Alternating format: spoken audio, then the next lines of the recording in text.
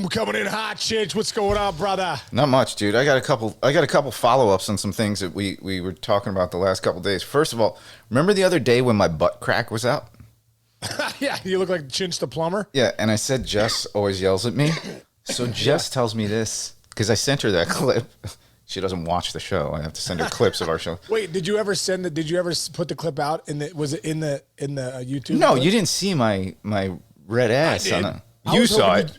Why'd you edit it, dude? It would have been great humor. I mean, it's spoken about in there, but I don't want my ass out for the country. You never know. What if I run for president one day, bro? I don't want my ass hanging out there. Exactly. But so my niece, Amaya, who's 3.5 years old, apparently was with my mother-in-law, Kelly, the other day. And she went to get something, and she bent over. This is a true story, Case. Right. She turned, and she goes, "Hey, Baba." She calls my mother-in-law Baba. She goes, "Hey, Baba, look at me. My butt cracks out like Uncle Rich." So clearly, I got to cut that out. Dude, I love how Jess is like, nobody wants to see your butt crack at the freaking, at the parties. I know. The family parties. It's true. I'm terrible about it. Second thing is, so I bring something down here. I got a prop today. And you're going to sing. Oh, yeah, dude. I want to hear that. Well, you were playing it. Well, okay. So I bring I'm playing before I came down here to record. And I'm like, oh, maybe I'll bring this down and put it on a show and make Sean sing. And Jess goes, I don't know if you're good enough yet for that. It's my wife. In a nutshell. I'm like, okay. But you know what, everybody? The uke is coming out. I got the uke. Chinch, it only matters if you think you're good enough, bro. Let's go. Play that. I enjoy my time with it. Don't you? Your guitar's back there. Yeah, I got my guitar. Here, let's see. Oh, now I'm nervous. Now this is pressure, huh? Oh, look at you. You ready?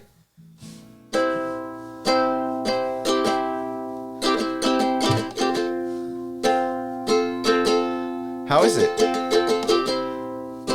Not bad. It's really good. Keep going. I know the song. Saw her today at the reception. Glass of wine in her hand. Am I right? Yeah, you got it. Decided. I can't play. Can you play and sing at the same time? I got no shot. My daughter Carly, dude, is like a ninja. She grabs a guitar, she'll rip and can sing like it's no big deal. Really? Dude, like I know Southern Cross is one of the songs I like to play because I'm not a great guitar player.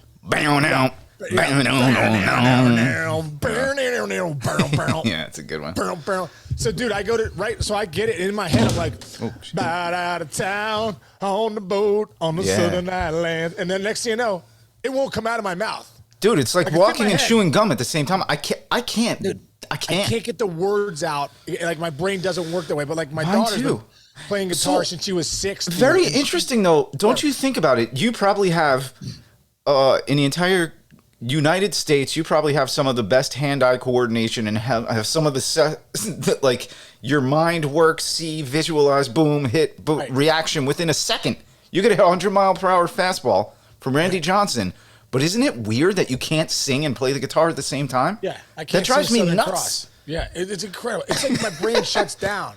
Me too. Because then it's like dun dun ding dong because I can't do it. Yeah, and my cousin Andrew is like, he could play the piano while he has the harmonica. The harmonica. He can do like Billy Joel. Like he can play like a one-man band. If you put something in my right hand and something in my left hand and told me to do two different things, I'd be like, I couldn't do it. Anyway. Okay. All right. So that's a little housekeeping that we got through. Speaking of putting things in your hand, I'm going to do a little segue here. Oh. Did you see Wander Franco last night? Yes. They made a play, got a ground ball to him, popped it up to his hand, and then threw the guy out. Mm-hmm. Now, I looked at it, and I'm like, that's freaking awesome. But then I looked at it and I'm like, oh, I wonder, is it Bush League or is it super cool? Dude, you are the professional baseball player who knows the difference between the two. So what is your take? Dude, I go back to Juan Castro, man, who to me was a magician in the field.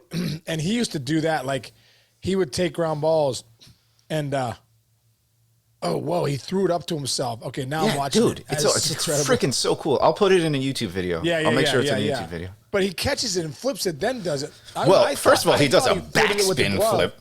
Dude, Juan Castro used to flip it up with his glove to his hand, and then bam, which was pretty good. That he flipped it up to his hand, flipped the ball, then caught it and threw it. But anyway, I think of it like this. I played with Omar Vizquel in Cleveland. I mean, forget it. And people would be like, hey, man, he's hot dogging it with barehanded those plays. I'm like, bro, this guy practices. He takes 30 bare hands a day. Right. It's part of his game. It's like Steph Curry. Game. It's like when Steph Curry shoots from half court, he's practices that every dang day. Right, dude. Dude, Harold has an amazing story. Next time you're with him, Harold Reynolds, like playing with the Mariners, somebody was throwing a no-hitter or a perfect game, and Vizquel barehanded the last out of a perfect game. Vizquel did. Right. And everybody was like, holy cow, you're a maniac. But like, that's what he does. It's part of his game. It's sometimes flash doesn't necessarily mean like you're trying to be, well, now I got to take it back. Last night, that was some flashy.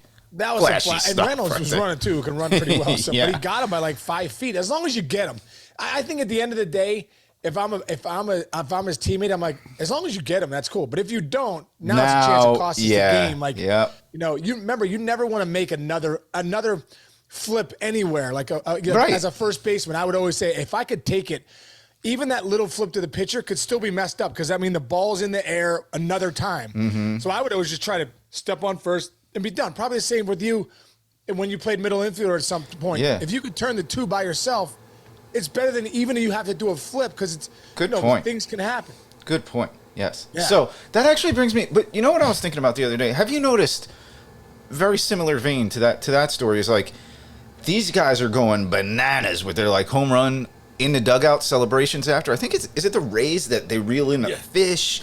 Somebody puts like people put the Twins do that. Twins, some guys put like a 10-gallon hat on and run around the dugout. You know what I mean? Guess what, dude? When we were 12 and 13 and 14 years old, that's what we did. Dude. In a fifth inning of a baseball game. So I'm all for it. Let it happen. Have fun. I like that. I agree. Have fun. We used to rattle the cage and fire up St. Clair, fire up. Yeah. We'd all be rattling the cages like, in the dugout. It was incredible. You're right. Yeah. You're right. You did it when you're 12. Right. Why can't you do it in the big leagues? And it's all in good fun, man. No one's trying to show anybody up. The bat flips are being more accepted now. By even the pitchers, I think. Yeah. And like I said, a play like that from Wander Franco, if you make the play, good for you. Unbelievable that he did that, though. That showed some stones right there. Obviously, by the way, you better have an arm. You better have a really good arm if you start playing that game. Which he does. Again, back to our point.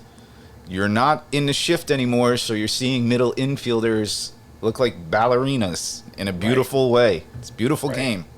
Keep it beautiful. Keep it beautiful, Jack. All right. How about Bryce Harper really quick? Reaching base 5 times last night. How about that? How about he doesn't even go on a rehab assignment, but comes back and he's raking out the shoots. Impact. They lost. Max Muncy hit a grand slam in the 9th walk-off. That was legit. To beat him. But just to see Harper back and doing that's pretty good for baseball. Also good for baseball. Another very good for baseball thing is Justin Verlander. Some of you might be listening to this right now, and the Mets are playing a 1 Eastern game.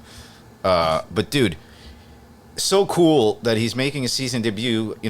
Obviously there was a scare with his arm, but I think he's doing all right now. But he's making his debut with the Tigers. Now, you were a Detroit Tiger. You went to the World Series as a Detroit Tiger.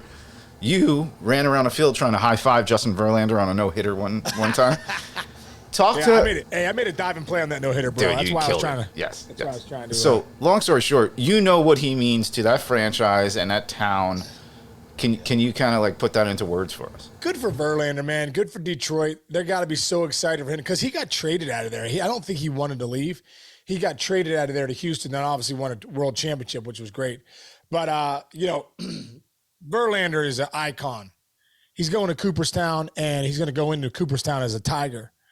And his best years were in Detroit. Obviously, he's had some other great years, obviously Cy Young in Houston, but the bedrock of his career is in Detroit. I was there as a rookie in 2006, and he's went to Old Dominion from Richmond, so we kind of had that connection. But dude, this guy, I knew it I knew it when you were seeing greatness when you saw him. I was like, wow, this guy, great stuff. He knows how to pitch, works his butt off in between starts. I mean, you never saw somebody work harder.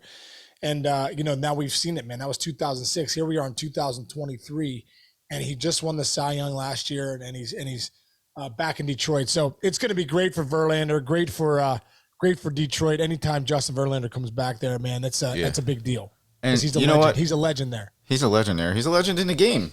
He's one of the greatest pitchers of all time. I mean, for our generation, he's the closest thing we have to those 80s, 90s guys that would just post up 7-8 innings a game. Yeah. He might be the last. He might be the dinosaur. He might be the last living that guy. Think about it. Think about the league right now. I mean, Scherzer kind of has the same grit. Scherzer's there too. And guess who he learned from? Justin Verlander, right? Yeah. So, yeah, that's pretty cool. Doubt, My question. Oh, here's a good one. Playing behind an ace. What is that day like? What's that day like? Take me to first base, home game, packed house, and your ace is out there who you know is not going to give up more than 3 runs. Well, playing behind an ace is great defensively because he's going to grab the ball. He's going to fill up the strike zone. He's not playing around, dancing around. He's coming right. Guys that are aces, they're coming right at guys because they got elite stuff. So I think that's the one thing, in playing on defense, taking it back to that his first no-hitter in 2007 against the Brewers. There was just I remember Maglio Ordonez made a sliding play. I told you I made a play on Craig Counsell, bullet to my left. I diving play, got him out. There was another play. Verlander mentioned these 3 plays at the end. But I remember at the end of this no-hitter, bro, it was my first one of my career. Obviously, it was my 10th year in the big leagues at the time. And I remember in the 7th, 8th, and 9th inning, really in the 8th and the 9th, you're out there thinking, hit the ball to me. Oh, okay. If they hit the last 6 balls to me, it would have been no-hitter. Because, all of a sudden, you flip in your mind, you're not saying to yourself, oh, man, I hope I don't blow this. You're saying to yourself, Verlander's got great stuff today. He's pounding the strike zone. Hit one to me. I'm going to make a play for him. You almost you feel like you're in it. You're in it with them. Okay, just make a good pitch and I'll make the play. And I think everybody felt that out there. But that was one of the coolest moments of my career was being a part of being out there playing first base and Verlander's first no-hitter. Well, that's the other thing about how great the game of baseball is and how different it is from other sports, because literally every single day when baseball games are being played, you may see something extremely special that you don't get any other sports. Randy Moss is going to catch 3 touchdowns in a game, maybe twice in his career, Right. But I remember it's kind of made me flash back in the day. This guy, Jack Kiosturgi, he had just started as a PA at ESPN, and we're there, and there's 900 sports going on, and everything's going on. And so he just started at ESPN, so he's sitting there, and he's got the Marlins game, because the Marlins sucked back then and whatever. Right. Guess what? A.J. Burnett, I think it was 8 walks and a no-hitter. It might have been 11. Yeah, it was terrible. So I think his coach, I forgot who the manager was, but they said that was the worst no-hitter I've ever seen in my life, and it was the actual manager of the team. But, the whole world gets turned upside down because something special can happen in a baseball game. Again, last night, what's his name, flipping a ball to himself. Yeah. I'm staring at that today. It's wow, I've never seen anybody do that in a baseball game. You don't see that in the other sports, the way you see the charm of baseball with that. Well, I think one of the charms of baseball, too, is they play every night. So you're bound to see, I remember, right. Leland, all the years he's in the game, I remember Leland saying, I've never seen that before. And I'm like, man, this guy's been in the league 155 years. Yeah, he's 197 years old, and he's been in every baseball stadium with cleats on the whole time. I talked to him the other day. He called me the other day to tell me a joke. Guy's just one of the greatest guys ever. Oh, no. He really loves you, huh? That's amazing. You didn't play with him that long. He and I are good friends, man. I know. Leland called me the other day. I was doing a demo with Harold in Studio 42 and MLB Network, and it's he's throwing me some inside pitches, and I'm hitting some line drives. I was and I was hitting a couple grounders. So Harold's jamming me. I'm trying to show that you can pull on this one drill. Harold's jamming me. And Harold calls me. He throws a cutter, by the way. Harold throws a cutter, natural cutter. Leland calls me. He's like, "Hey, listen, still can't get the ball in the air, can you?" Seriously. He's like, I'm watching your demo, your horseshit demo on MLB Network. Still can't get the ball in the air, can you? It's so funny how you guys still, when it's over, you just still keep obsessing over that. Because I remember when I was at the network and we signed Pedro Martinez, he was there with his lovely wife, who's the greatest. And I was like, I'm so glad you guys are doing this. Because Pedro, by the way, he doesn't have to get out of bed in the morning. Right. The guy has a gazillion quadrillion dollars. Right. So like he doesn't have to do anything.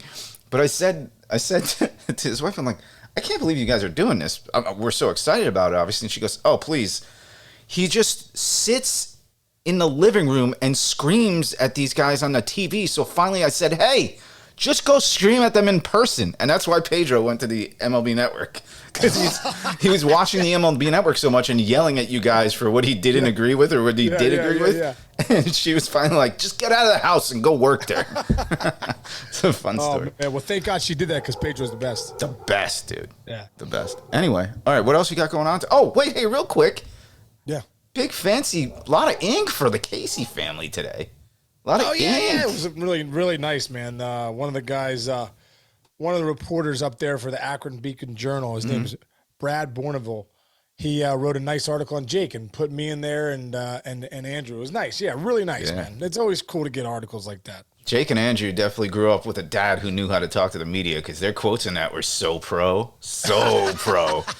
You know, just here for the team. It's like when Newt Lelouch, when he teaches him, I'm just here for the team, happy to be a part of it, going for it. They were real sharp with their quotes. They were sharp. They're sweet. They deserve everything they're getting, those two boys. And the girls. Thank you, bro. Yeah. Thank you. All right. What else? Go ahead. Anything else? You got to go, huh? You're rushing. I mean, you're Chinch. You got so much action in your life. You're like, I got action too, but I don't think I have as much action as you do. You're always moving, shaking somewhere. Well, because I didn't make $75 million in the big leagues, bro. I got to hustle a little more than the Casey's thing, than Sean Casey I wish I made $75 million. I wouldn't be doing this either. Although we're making no money still, but we're going to be there one day. Yeah. Dude, I got to hustle, man. I got to scratch and claw to get food on a table in a Chenchimino house. We like to eat, man. It's a good thing we're Italian, though, because pasta's cheap, so we just knock it out.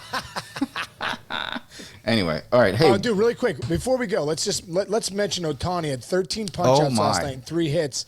He and Babe Ruth are now. He did, just another accomplishment. The only ones that have 500 strikeouts as pitchers and 100 homers as position players. Yeah, and he's like 17 years old. He's got plenty of time to break every record. You're gonna have to change records for him. He's going to be a Hall of Famer, right? They're going to have to change the award, dude. They're going to have to make a new award. It's like it's got to be like the Hank Aaron Award for the best hitter, Cy Young for the best pitcher, and then the Ohtani Award, or like you know what I mean? They're going to have MVP to. MVP award best player in baseball, right? Not even MVP. Yeah, I think they should make this when it's all. Oh my God, I almost said when he's gone. That sounds sad, but like when he's done playing, like name an award after him, no question. He should be the freaking. He should be the logo. Forget it. I'm all in. Right. I am all in on Ohtani. Best thing that's happened in sports in years. That's incredible. It's incredible. Yeah. And also, too, don't sleep on the Red Sox, bro. They run 5 in a row, 18 and 14. And sleep on it. NL East is so legit. And sleep on the Yankees, dude. 2 more injuries. Ian Falafa, I'm saying his name totally wrong. Yeah. Collided with Bader, who just came back in the outfield. They both go down. Judge is pissed off that he's not playing. He thought he should be playing, and they said hold off, which I think the Yankees are right for. But it is not pretty in the boogie down Bronx right now, dude. It's not. And you got other good teams. It's not like, we got doormats. The Red Sox you just mentioned are not a door. They're not. They're starting to catch fire. And it's not like, we got 4 against the Orioles. Nope. Yeah. You better bring your game. Yankees are in trouble, man. Well, they're 17 and 5. They've won 2 in a row. They're 17 and 5. They're still a good team, but I know what you're saying. Dude, you got to get Rodon back. I mean, you got to get these horses back. Yeah, that's that was a big pickup, and he's not pitching. Huge pickup. He hasn't pitched yet, dude. Yeah, big time. Big problem. That's a big one. You win with starting pitching. Well, it's a marathon, not a sprint, Sean. And also, how about the Angels? 17 and 14, 3-game winning streak. Let's go, guys. Just keep winning. Get into the postseason. Just give me one game. Give me one wild card playing game, even. Dude, what a decision though the Angels will have to make if they're right in the race at the deadline, and you're going to get nothing for Ohtani in the offseason because you're trying to get to the postseason. That's terrifying. I would not want to be. But their GM is a good guy. It's a new. What's his name? He's really, super really sharp. Good guy. But I wouldn't want the weight of that world on me. Yeah. No. Imagine being a guy that traded Ohtani. I remember Arthur Blank. I'm sorry, Arthur Blank. I don't know why I'm saying Arthur Blank, but the owner of the Angels a couple of years ago. He's like, Artie Moreno. Artie Moreno. They actually kind of look exactly alike. They really do. They do. Exactly. Isn't that weird? You're talking about the owner of the Falcons. Yes. Right? Yeah. And exactly like they do. I think they're brothers. And they both kind of look like Walt Disney. I've always thought that. That's not racist, right? I'm Italian. It's a white. That's good. That's not racist. My point is, he said, I am not going to go down in history as the guy that traded Mike Trout. And that's why Trout's never leaving there. He said that like 3 years ago. Anyway. All right. One last thing. Sunday night is... Sunday night, Breakthrough Pro, baby. Here we go. People are signing up, which is great. Breakthrough-pro.com. Come join JD and I. It's going to be a great program. 8 weeks. It's going to be incredible. So I need to get JD to get me on a pec deck workout, too. I'll get you your own separate program, Chinch, on the side. Breakthrough Chinch. I need a lot of programs. Chinch.com. I need a lot of programs to clean up my act.